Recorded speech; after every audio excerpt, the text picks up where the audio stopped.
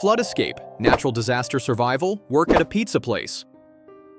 These were the kinds of games I grew up playing. Back then, they weren't just games, they were entire worlds. But now, when you check their player counts, it's clear they've gone quiet. They aren't completely dead, but compared to their former popularity, they might as well be. Today's generation of Roblox players gravitates toward entirely different experiences. Games like Skibidi Toilet Tower Defense and Grow a Garden. So what happened? Did the classics just get boring? Did they fail to evolve? Not quite. The truth is that Roblox itself has transformed into something completely different. Let's rewind to 2013, the year I first joined the platform. Back then, Roblox had a raw, unpolished weirdness that made it feel like a secret club. The homepage looked clunky, avatars were blocky, and the entire UI resembled something straight out of a middle school tech class. And that was the charm. It didn't feel like a billion-dollar corporation. It felt like a playground for people trying to make fun stuff together. The platform was still relatively small, around 10 million users, and many of them didn't even have accounts. Guest players were everywhere, but something big was about to happen. Between 2013 and 2015, Roblox entered what I'd call its golden age. You got daily tickets just for logging in, which you could spend on items or trade for Robux. Even if you were broke, you could customize your avatar however you wanted. And if you didn't want to make an account, no problem, just hit play. Logging in gave you freedom. It felt like the open internet, chaotic, creative, and genuinely fun. Despite its simplicity, Roblox offered something that didn't exist anywhere else. The only real competitor was Club Penguin, but Roblox felt like it was built by the players, for the players.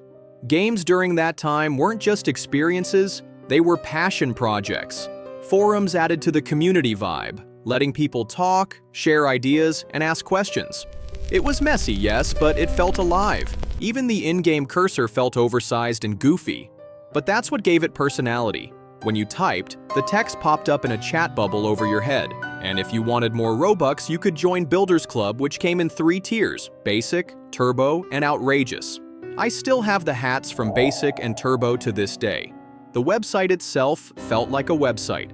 Game promotion was driven by favorites, likes, and player count. In 2014, Roblox had exploded to 75 million users, a massive jump from the previous year. They also introduced smoother terrain and realistic water, which helped creators make better landscapes. Visually, this was a step forward. But it also marked the beginning of Roblox shedding its classic look. The UI started changing too. A new chat system, a backpack inventory, and a more polished interface rolled in. But even with these updates, the overall feel was still familiar. That year was probably the last time Roblox truly felt like the old version we all remember. The beauty of that era was in its limitations.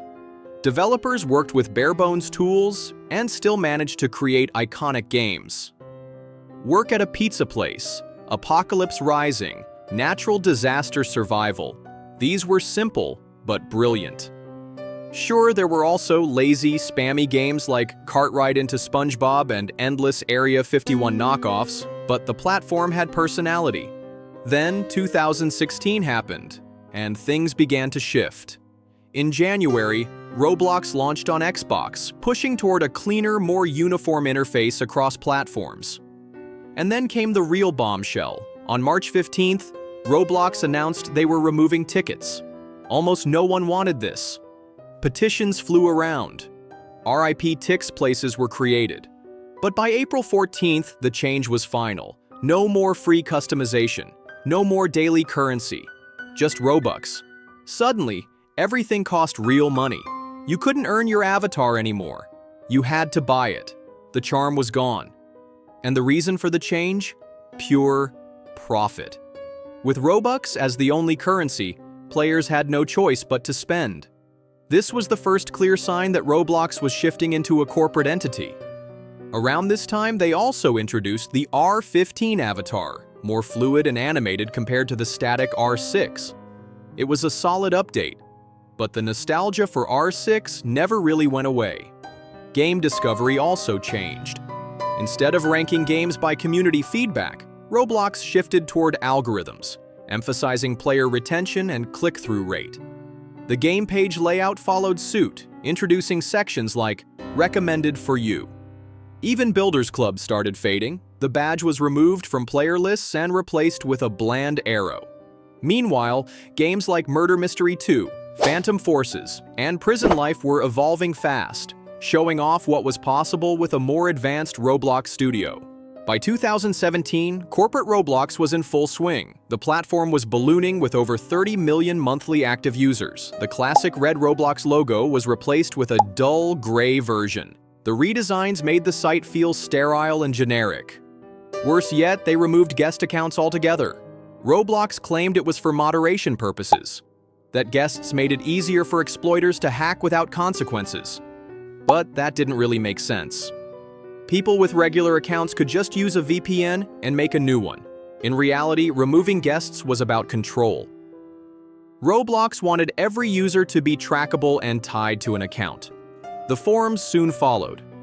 After an incident involving a streamer named Quacky who led a harmless in-game raid with his fans, Roblox cracked down hard. He was banned, his name was censored, and when fans flooded the forums to protest, Roblox imposed absurd age restrictions. Eventually, they just shut the forums down altogether. To be fair, moderation at that scale had become impossible. With tens of millions of users, most of them kids, the chaos was unsustainable. But removing forums erased a core part of the Roblox community. In 2018, they changed the logo again, this time to plain black. By 2019, Builders Club was scrapped and replaced with the lifeless Roblox Premium. No charm, no identity, just another subscription. Then came user-generated items. On paper, this seemed like a good idea. Instead of relying solely on Roblox-made hats, the catalog opened up to creators. But in practice, it became a mess. Copycat items flooded the store. Poorly made gear, spam, and suggestive content made moderation a nightmare. And worst of all, even limited items were now fair game for duplication, which destroyed their value. That said, the system wasn't all bad. Giving users the freedom to design their own clothes and accessories did make the platform feel more personal. But Roblox's lack of proper oversight turned the catalog into a chaotic flea market. During this period, games like Jailbreak, Tower of Hell, Bee Swarm Simulator, Arsenal, Bloxburg, Adopt Me, and Flee the Facility rose to prominence. Some were great, others were clearly chasing clicks. Then came the 2020s, what I'd call the brain rot era. The site stopped feeling like a website. Game discovery was fully algorithmic. You didn't browse for games anymore, you were force-fed them.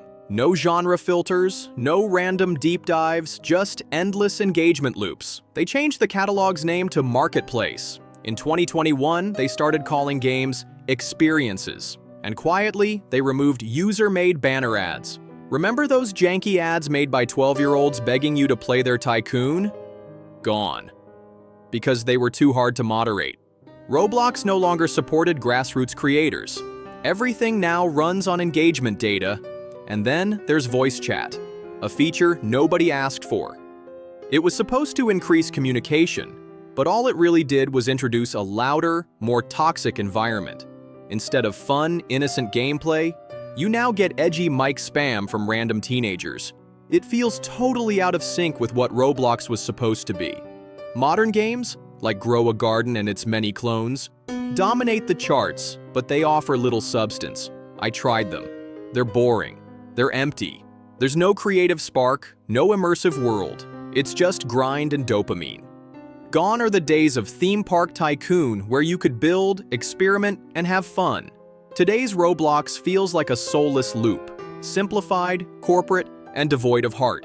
When something changes this much, it doesn't just evolve, it becomes unrecognizable. Now, I know this might sound like pure nostalgia-fueled criticism, but the truth is more complicated. Is Roblox better today? In some ways, absolutely. The games are more advanced and the tools are more powerful than ever. But to get to the good stuff, you have to dig through so much garbage that it hardly feels worth it. Thanks for watching. I'll see you next time.